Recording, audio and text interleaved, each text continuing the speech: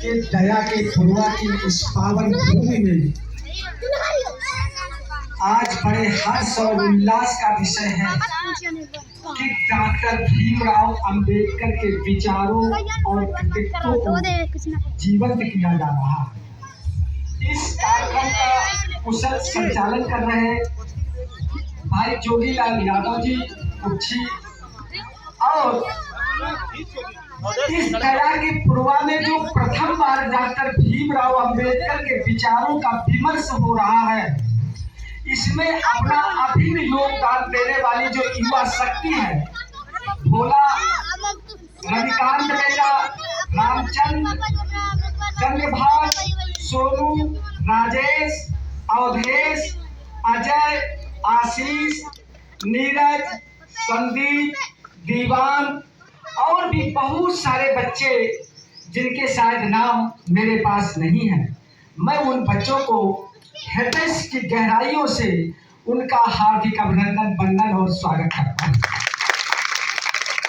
ये छोटे बच्चों का हार्दिक वंदन, अभिनंदन और स्वागत क्यों?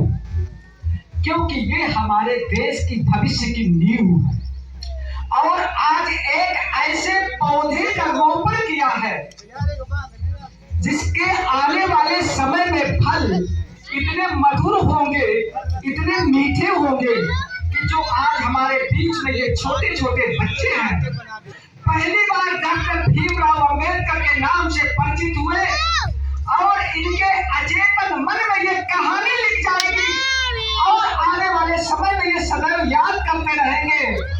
और एक अंबेडकर का जो चिंतन है, जो अम्बेडकर वाद है, इसके विषय में अपनी मैत्री भूमिका लगाते हैं।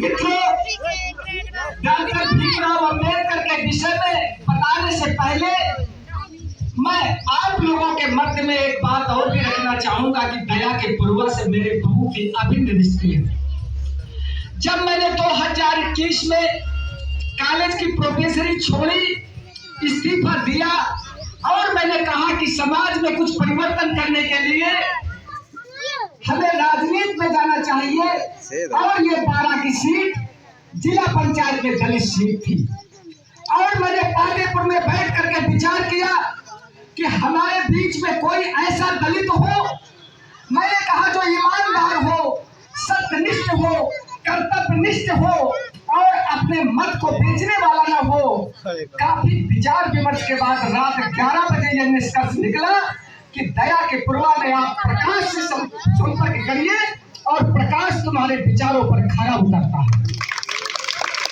मुझे बड़ी ही सुखद और आश्चर्य की अनुभूति हुई और प्रकाश ने काफी कोशिश की कि मैं चुनाव नहीं लड़ूंगा, लेकिन मैंने उन्हें चुनाव लड़वाया और दुर्भाग्य से जिन लोगों ने 15-15 लाख और 35-35 लाख रुपए खर्चा कर दिए, मैंने इलेक्शन में शुचिता को बनाए रखने के लिए केवल नुक्कड़ सभाओं के माध्यम से प्रकाश मात्र 115 वोटों से चुनाव हार गए। ये दया के पूर्वा की ईमानदारी का प्रतिफल हमें समाज में दिया। और आज पहली बार दया के पूर्वा में डॉक्टर भीमराव अंबेडकर के व्यक्तित्व, उनकी विचारधारा, उनका जीवन दर्शन, उनकी क्षमताएं, देश में उनके किए योगदान पर एक विचार मंथन चल रहा है। उसी कड़ी में मैं आप लोगों के बीच में एक बात कहना चाहता हूँ। हमारी मातृशक्ति, सभी लोग जिनका मैं हृदय से अभिवादन करता हूँ कि आप लोग दोपहर के समय में इस कड़कती धूप में और जिस समय कृषि का कार्य भी अपनी ऊंचाइयों पर हो, उस समय जो अपना अमूल्य समय दिया है, तो निश्चित रूप से हमें विश्वास हो गया है कि ये देश आगे बढ़ेगा, दया का पूर्वा आगे बढ़ेगा और डॉक्टर अम्बेडकर के विचार भी आगे बढ़ेंगे। उसके पहले मैं एक छोटी सी घोषणा आपके बीच में और कर देना चाहता हूँ। किसी भी व्यक्ति का किसी भी समाज में जन्म लेने का अधिकार नहीं है। जन्म किसी भी समाज में ले सकता है और मेरा भी जन्म क्षत्रिय समाज में हुआ और मैं आपके दूर से दूर का नहीं हूँ। यही हमारा गांव पातेपुर के उस तरफ गुजराई मेरा गांव है कभी 1 मिनट के लिए चर्चा कर लेना आप लोग कि ब्रजभूषण सिंह परिहार जब मैं कक्षा 10 में भी पढ़ता था और कुएं में आप लोगों को पानी लेने की पाबंदी थी और अकेला मैंने पूरे गांव में विद्रोह कर दिया था और उनके साथ खड़े होकर के मैंने पानी भरवाया था और डॉक्टर अंबेडकर के विचारों को जिंदा रखा था।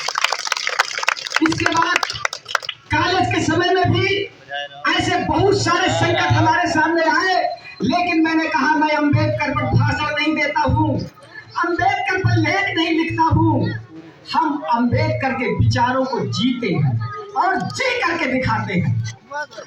इसलिए एक बार मैं आप सब लोगों से पुनः क्षमा प्रार्थी हूँ, माफी मांगता हूँ कि हमारे पूर्व के समाज ने आपके साथ जो अन्याय किया है, उनका बेटा आज भरी इस छोटी सी जनसभा में श्रद्धाउन्नत से आपसे क्षमा मांगता है, सर झुका करके क्षमा मांगता है, क्योंकि आप भी उसी परमपिता परमात्मा की संतान है, उसी प्रकृति की संतान है।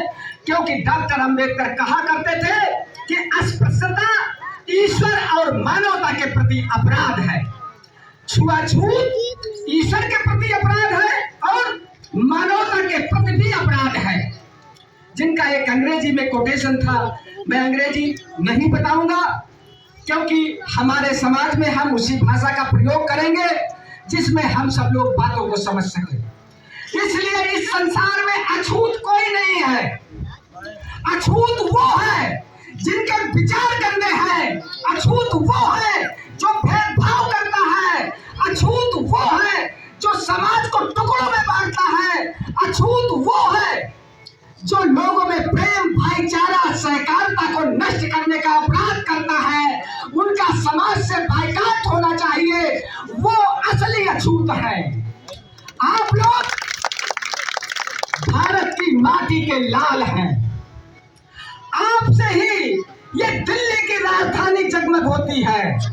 आपके परिश्रम के बल पर ही भारत के प्रधानमंत्री 8,000 करोड़ के जहाज पर घूमते हैं। आपके परिश्रम के बल पर ही देश की सीमाएं सुरक्षित हैं।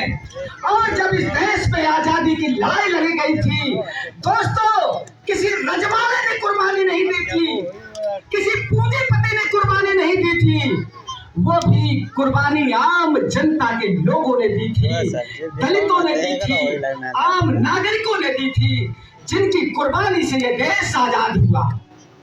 लेकिन दुर्भाग्य है इस देश का कि जो सबसे मेहनत